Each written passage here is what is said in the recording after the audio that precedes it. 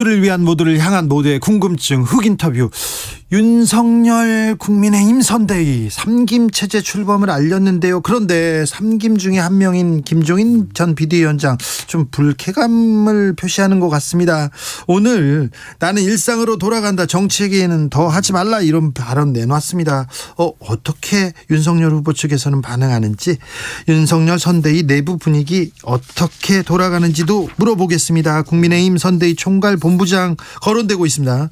권영세 국민의힘 의원 모셨습니다. 어서 오십시오. 예, 안녕하십니까, 권영세입니다. 네. 예, 근데 제가 문제는 뭐 이 내부에 속 깊은 얘기를 드릴 건 별로 없고. 아니, 제일 잘 아시는 분이 그러시면 안 되죠. 일반적인 얘기를 제가 드리겠습니다. 아니, 경선 때 무슨 참여한 것도 아니고. 알겠습니다. 지금 인선에 깊이 관여하는 것도 아니니까. 그렇습니다. 조금 실망스러울 수도 있겠네요. 아닌데요. 제가 가장 깊이 아는다고 해서 저희가 특별히 모셨습니다. 자, 권영세 의원님, 김종인 전 비대위원장 그러면 어떻게 되는 겁니까? 오십니까? 글쎄요, 아까도 말씀하셨듯이 뭐 이제 좀 어저께 발표가 두 분만 나고 한 분은 안 났지 않습니까? 네. 그리고 오늘 뭐 일상으로 회귀하겠다, 돌아가시겠다 이렇게 얘기를 했는데, 근데 뭐 어떤 의미에서는 이분의 일상이 수십 년 정치를 하신 분이기 네. 때문에 어떤 면에서 정치가 일상이라고 볼 수도 있겠지요. 그렇네요. 그래서 이분이 그 말인지는 몰랐네. 이분이 뭐 지금 이제 무슨 뭐 김종인 비대위원장은 아주 끝이다 뭐 이렇게 생각할 수는 없고요. 네. 그 뭐 실제로 하루 이틀이 걸릴지 조금 더 걸릴지는 모르겠습니다만은 네. 그 이분 문제는 좀 지금 단정 짓는 거는 좀 문제가 있고, 그렇다고 또 우리 윤석열 후보 쪽 입장에서는 이제 뭐 이 캠프를 또 계속해서 밀어둘 수는 없는 거 아니겠습니까? 예. 그래서 캠프 구성은 또 구성대로 이렇게 진행을 하고 네. 또 이러는 거가 맞을 것 같습니다. 계획대로 진행되고 있습니까? 제가 내부자가 아니라서 진행되는지는 모르겠다고 제가 말씀을 드릴 수밖에 내부자로 없습니다. 모셨는데 근데 윤석열 후보가 저 김종인 전 비대위원장한테 그 양반 일 나한테 묻지 마라 이렇게 얘기했는데 예. 지금은 아마 이제 뭐 월요일 날 좀 이게 발표가 될 수도 있었던 부분이 이제 보류가 되고 이러는 과정에서 네. 이게 이제 좀 불편하신 부분이 있었겠죠. 그러니까 그런 부분의 표시라고 지금 당연히 보여지고요. 네. 지금 그런 얘기 안 하실 것 같았으면 월요일 날 이미 발표가 됐었겠죠. 알겠습니다. 예. 김병준, 김한길, 김종인 좀 약간 너무 노장들만 이렇게 경험 있는 사람들만 모시는 거 아니냐, 이런 지적도 있습니다. 예, 물론 뭐 지금 그냥 이 상황만 놓고 보면 그렇게 지적하시는 분 있으리라고 보는데 네. 그 지금 세 분이 끝이 아니고 지금 이제 선대위 구성하기 시작한 단계니까 네. 앞으로 뭐 새로운 분들, 그리고 특히 우리 당이 이번에 대선 승리하기 위해서는 20, 30대, 40대 이런 또 뭐 사회적 약자 이런 분들하고 훨씬 더 우리가 소구할 수 있는 이 능력이랄까요? 그걸 기르어야 된다고 생각을 하기 때문에, 그리고 후보나 후보 주변에서도 그런 부분 충분히 이해를 하고 있기 때문에 이제 그런 쪽의 인선이 이루어질 거라고 생각을 하는데, 그러니까 관련해서 제가 한 가지 더 말씀드리고 싶은 부분은 이 세 분이 그러니까 이 생물학적으로는 나이가 많으신 분들이지만 네. 그 사실은 어떤 의미에서 젊은 분들하고 소통도 많이 하고 젊은 분들을 그 연배 중에서는 가장 잘 이해할 수 있는 분들이기 때문에 네. 이게 나이만 가지고 이게 너무 노장 아니냐. 예. 뭐 일부 여당에서 비판이 나옵니다만 적절한 비판은 아니라고 생각을 합니다. 예. 지금 근데 윤석열 캠프도 그렇고요. 윤석열 선대위도 그렇고 윤석열 후보의 정치력으로 예. 지금 생각대로 지금 꾸리고 지금 계획대로 가고 있습니까? 지금 뭐 나름대로 가고 있었던 부분은 틀림없는데 네. 지금 김종인 비대위원장을 이제 총괄 선대위원장으로 모시는 부분에 있어서는 조금 이게 매끄럽지 못한 거는 뭐 다 공개돼서 알려진 사실이지요. 네. 그래서 그런 부분도 어떤 형태로든지 간에 뭐 정리가 되지 않겠나 이렇게 생각이 됩니다. 예. 나름대로 추진력도 있고 네. 뭐 우리 사회자께서도 윤석열 총장을 오래 봐오셔서 저는 검사 때만 봤어요. 예, 그 검사 때 이후로 그다음 보고 그다음에 안 보진 않으셨을 거 아니겠습니까? 잘 안 봅니다. 네. 윤석열은 어떤 사람입니까? 대학교 같이 대학 다니셨죠? 예, 그렇습니다. 네. 예.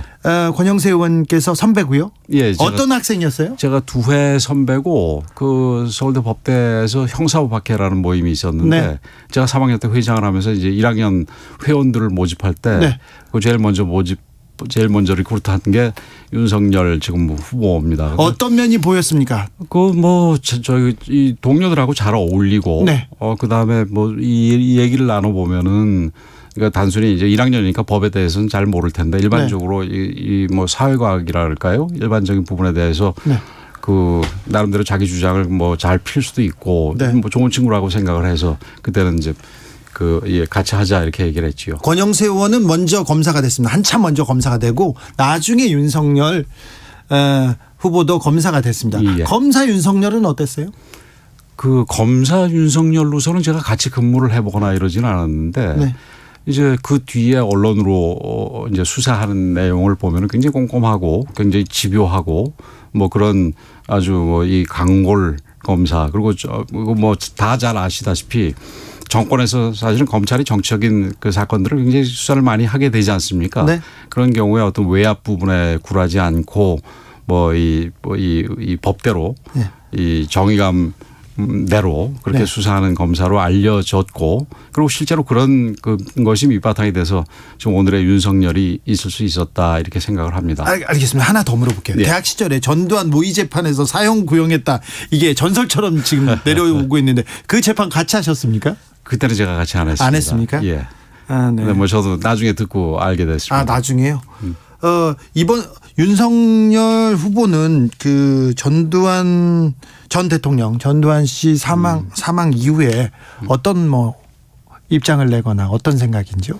글쎄요, 저도 오늘 다른 일로 바쁘고 후보도 다른 데로 일정들이 계속 있어서 이렇게 다녀서 같이 얘기할 기회는 없었는데 네.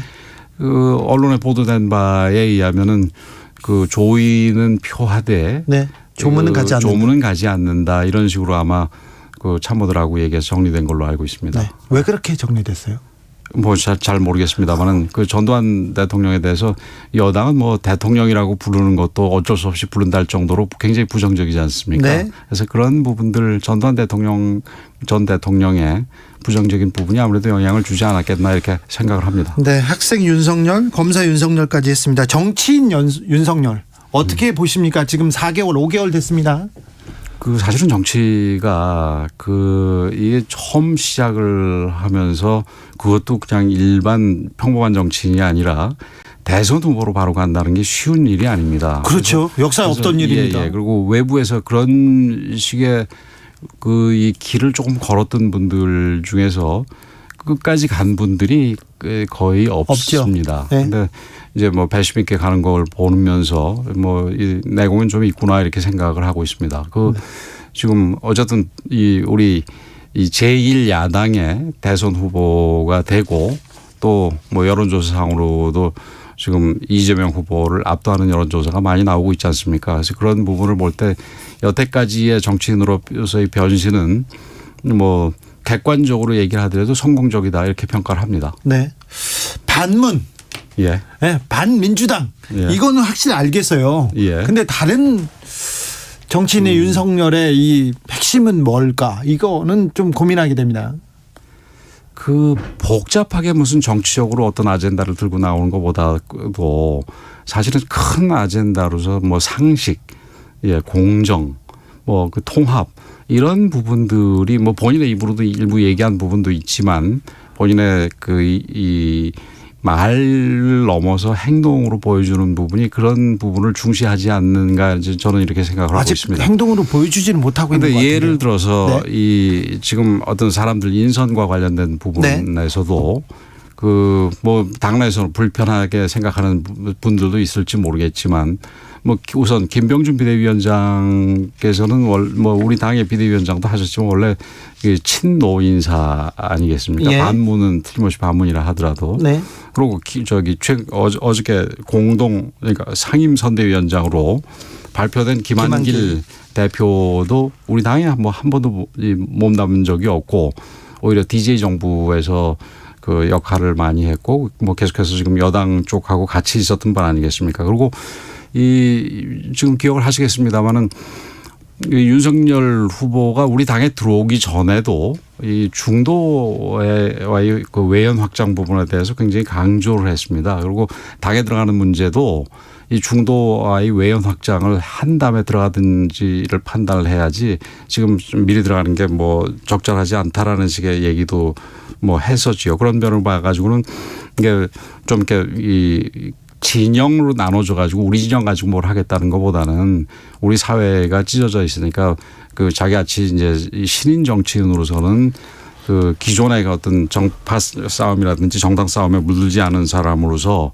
이 여야를 아울 수 있는 그런 그 정치를 하는 게 좋겠다라는 생각을 가졌다는 생각이 들고요. 그다음에 이제 뭐 상식 부분 같은 경우는 지금 당장 뭐 정치권에 들어와서 뭘 보여줬다라기보다는 상식과 공정 부분은 본인이 수사하는 과정에서 이게 뭐 문제가 법에 문제가 있으면은 그거는 그게 힘이 있든 힘이 없든 그건 가리지 않고 살아있는 권력이든 살아있는 권력이 아니든 그러니까 철저하게 수사하고 이러는 부분이 사실은 상식 아니겠습니까? 그래서 그런 부분이 어떤 면에서는 쉬운데 사실은 그 상식을 실천하기가 굉장히 어려운 건데 네. 그런 거를 했다라는 점에서는 네.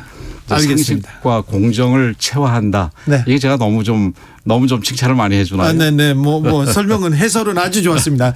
어제 김용남 전 의원도 얘기하셨는데 지금 계속 얘기했는데 중간 그리고는 또 공정 얘기하면서 중도층 계속 얘기합니다. 수도권의 민주당 중진들 계속해서 영입할 수 있다 이런 얘기도 하셨는데 이런 중도 그리고 민주당 쪽 사람들 계속 영입합니까? 그 저도 어제 뭐 그 사실 어제 김영남 전 의원인가요? 네. 인터뷰를 보고 알았는데 아마 그 제가 알기로 뭐 제가 이름을 말씀드리긴 뭐하지만 이 민주당 쪽의 정치인들한테도 여러 조언을 받고 예. 우리 당에 들어오기 전에 네. 그리고 경선 과정에서 그랬던 걸로 알고 있습니다. 그래서 그분들 중에서 뭐 일정한 부분 경우는 이제 완전히 본격적으로 합류해서 도와줄 수도 있겠지요. 네. 아마 김영남 의원은 저보다 그 부분을 좀 더 잘 알아서 얘기하지 않았나 싶습니다. 알겠습니다. 지난주 아까도 말씀하셨는데 윤석열 후보가 지금 이재명 후보를 지지율에서 압도하고 있습니다. 그런데 지난주에 조금 이제 격차가 좀 줄어드는 그런 여론조사가 나오고 있는데 별다른 외적 요인은 없습니다. 근데 도이치모터스 주가 조작 의혹 사건이 좀 변수로 떠오른 것 같은데 이 문제는 어떻게 보고 계십니까? 혹시 김건희 씨가 소환될 수도 있을 것 같은데요. 저는 그 부분은 좀 문제가 있다고 생각을 합니다. 어떤 문제가 있냐면은 이거는 사실은 굉장히 오래된 사건이고 예. 검찰이 또 새로 끄집어낸 뒤에도 한참을 조사를 한 부분인데 네. 이거는 지금 검찰이 바로 서야지 나라가 바로 쓴다라는 얘기가 있는데 검찰이 이런 식으로 한다면은 저도 검사를 했던 사람으로서 그거는 옳지 않다고 생각을 합니다. 아니, 윤석열 후보가 검찰총장이었으니까 그때는 못하다가 나가니까 이제 시작하는 거죠. 뭐 검찰총장에서도 막판에는 네. 뭐 징계도 매기고 뭐 별일을 다 하지 않았습니까? 그 내쫓으려고 그런 상황에서 검찰총장이라 그래가지고 네. 굳이 그때 무슨 뭐 조사를 제대로 못하고 이랬을 거라고 저는 보지는 않고요. 예. 예. 그 뭐 또 어디 다른 프로에 나갔더니만 뭐 가까운 사람이 도망갔다가 붙잡혀서 갑자기 수사가 다시 이루어진 거지. 이게 갑자기 된 건 아니다. 뭐 이런 얘기를 하는데 그거는 아니고요. 네. 그 사람은 뭐 제가 알고 있기에 이미 조사를 상당히 받았는데 이제 뭐 윤석열 후보 본인 입으로도 얘기했습니다마는 별건으로 한참 또 조사를 해야 되니까 잠시 도망갔다 다시 붙잡혔을 뿐이지 이게 그 경선 과정에서도 이거는 홍준표 후보라든지 네. 다른 분들로부터 이 부분에 대해서는 공격을 굉장히 많이 받았지 않습니까? 네. 그래서 그 본인이 그 해당 부분에 대해서 계좌까지 다 공개를 하고 이랬던 부분인데 네. 이 부분에 때 뭐 또 조사를 하면서 소환을 하느니 그런 소문을 흘리는 거는 검찰이 부끄러워해야 된다고 생각을 합니다. 아니 주가 조작의 주범하고 선수하고 계속 어울리면서 계속 그 거래를 하고 관계를 맺었어요. 그러면 김건희 씨는 무관한 겁니까? 근데 그 부분에 대해서는 네. 본인들 조사도 해봤을 거고 네. 또 계좌 추적도 다 해봤을 테니까 이 문제가 됐던 사람이 그런 식의 화이트 칼라 범죄 같은 경우는 이 만나고 어울리는 사람들이 수없이 많을 텐데 그 사람이 다 의심을 받을 일은 아니지 않습니까? 그런데 이미 김건희 씨에 대해서는 조사가 그 뭐 충분히 이루어져 가지고 이미 문제가 됐다면은 벌써 불러가지고 무슨 뭘 그 되든 안 되든 무슨 영장을 치르니 마느니 뭐 이런 얘기가 있었겠지요. 근데 그런 거를 못했다라는 얘기는 이거는 뭐 별게 없다는 얘기지요. 이런 부분에 대해서는 검찰이 아예 지금 끊어버리든지 그다음에 지금 끊어버릴 자신이 없으면은 네. 나중에 이 대선 이후로 미루든지 이러는 게 정답이라고 생각을 합니다. 김영민님께서 윤석열 후보 공정상식 말씀하셨는데 배우자의 허위 이력, 장모의 부정수급 문제도 있는데요. 윤석열 후보가 조금 본부장 리스크라고 하잖아요. 주변에 있는 분들의 이런 그 사법 리스크가 조금 많이 남아 있습니다. 그게 실제 리스크가 있고 관제 리스크가 있다고 생각을 합니다. 예. 그래서 제가 생각을 할 때 소위 본부장의 대부분 뭐 제가 다 알고 있는 건 아닙니다만 예. 지금 지금 문제가 되고 있는 부분들은 거의 관제 리스크입니다. 이건 이 메이드 바이 관이라는 얘기죠. 리스크가. 검사들이나 관에서 만들었다고요? 그렇죠. 그렇죠. 그 이제 저도 일반적으로 얘기를 할 때 그 털고 할 건 털고 가야 된다라는 입장입니다. 그렇죠. 문제가 있으면 빨리 털어야 될 거 아닙니까? 그렇죠. 우리 유권자들께서 요즘에 아주 현명하시기 때문에 이게 네. 뭐 이 과거 조국 사태에서 보듯이 뭘 감추려고 그러면은 이게 뭐 감춰지지도 않고 결국은 터지게 돼 있거든요. 그래서 정답은 털고 가야 될 부분이 있으면은 분명하게 털고 잘못한 건 사과하고 이렇게 가야 된다 이런 얘기를 했는데 저도 사실 처음에는 이 부인의 학력이라든지 이력 부분에 조금 문제가 있는 걸로 생각을 해서 논문하고 학력 이력은 좀 문제가 있잖아요. 그래서 얘기를 했는데 그것도 이제 제가 그 얘기를 한 뒤에 예. 아마 캠프에서 그 네거티브 쪽에 실무를 담당했던 친구 모양이에요. 그래서 연락이 와가지고 자료를 좀 보내줘서 보니까 본인이 억울해할 부분도 상당히 있더라고요. 예를 들면은 제가 뭐 다 기억은 못 하겠습니다만은.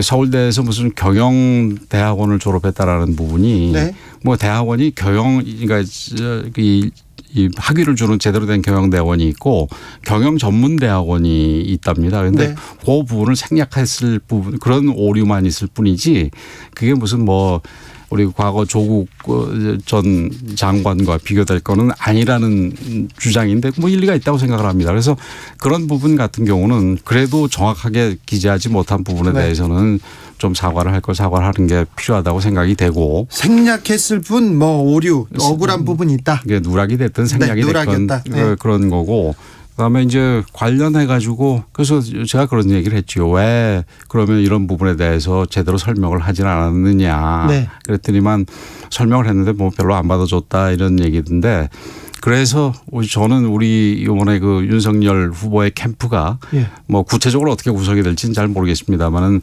네거티브 대응 부분이 훨씬 더 강화되고 또 일을 많이 해야 되겠다 이런 생각을 합니다. 네. 지금 솔직히 그 언론 환경이 우리 야당으로서는 그렇게 좋은 편이 아니기 때문에 네. 여당은 여당이 안 좋다는데요. 여당이 뭐 저희 이상한 얘기 하는 거지요 뭐. 아니요. 야당 뭐 보수 언론들 많이 있는데 여당에서는 대장동이 심지어는 국민의힘 게이트라고 얘기하는 사람들 아니겠습니까? 곽상도 의원은 좀 전 의원은 좀 문제가 있었지 않습니까? 뭐 곽상도 의원 한 사람이지 그게 국민의힘 게이트가 될 수 있는 건 아니지 않습니까? 그죠? 네.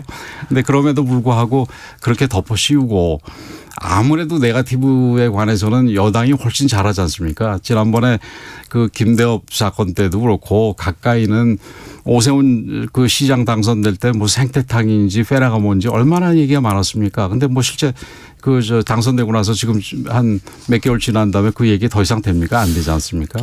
그래서 그런 부분을 보더라도 우리가 좀 더 적극적으로 대응을 해줘야 되겠다 이런 생각을 합니다. 그러면 김건희 씨는 억울한 측면이 많다. 곧 나옵니까? 뭐 그거는 이제 제가 아까도 말씀드렸듯이 제가 내부자가 아니라서 네. 모르겠습니다만은. 아이 좀 근데 그래도 실세. 그래도 께서 왜 그러세요? 과거 이 박원순 시장 부인과 같은 경우는 뭐 저는 아닐 거라고 보고요. 부인이 해야 될 몫은 아마 틀림없이 다 할 것이다. 네. 이렇게 생각을 합니다. 조국 전 장관 관련해서 사모펀드 가지고 계속해서 얘기가 나왔었는데 그 사모펀드와 김건희 씨의 그 펀드 주가 주식 투자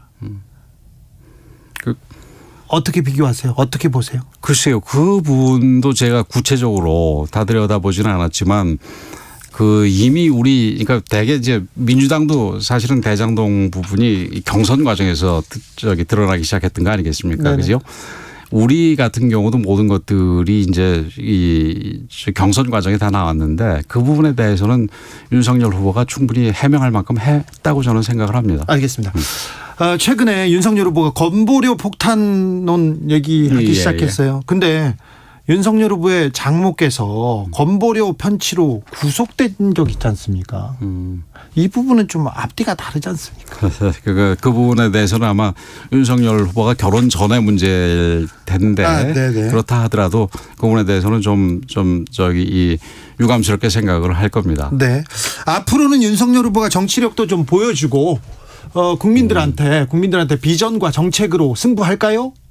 저는 그렇게 생각을 합니다. 네. 지금 그 민주당이 네거티브 선거로 끌고 가지 않고 이걸 정책 선거로 끌고 간다면은 이게 뭐 이 선거라는 게 항상 상대적이지 않습니까? 그래서 우리가 아무리 정책 얘기를 해도 저쪽에서 네거티브 얘기만 하면은 우리가 거기에 대응하다 보면 자연스럽게 선거판이 네거티브 선거로 흐르는데 지금 민주당만 협조를 해준다면은 이번 선거가 좀 이렇게 이 보기 좋은 선거로도 갈 수도 있다 이렇게 생각을 합니다. 알겠습니다. 아무튼 윤석열 선대위에서 국민의힘에서 핵심이고 실세인데 본인은 한사코 모른다고 한 권영세 국민의힘 의원과 이야기 나눠봤습니다. 감사합니다. 예, 고맙습니다. 이 내부자가 아니라서 죄송합니다. 그 말 그만하세요. 네, 감사합니다. 예, 고맙습니다. 정치 피로, 사건 사고로 인한 피로, 고달픈 일상에서 오는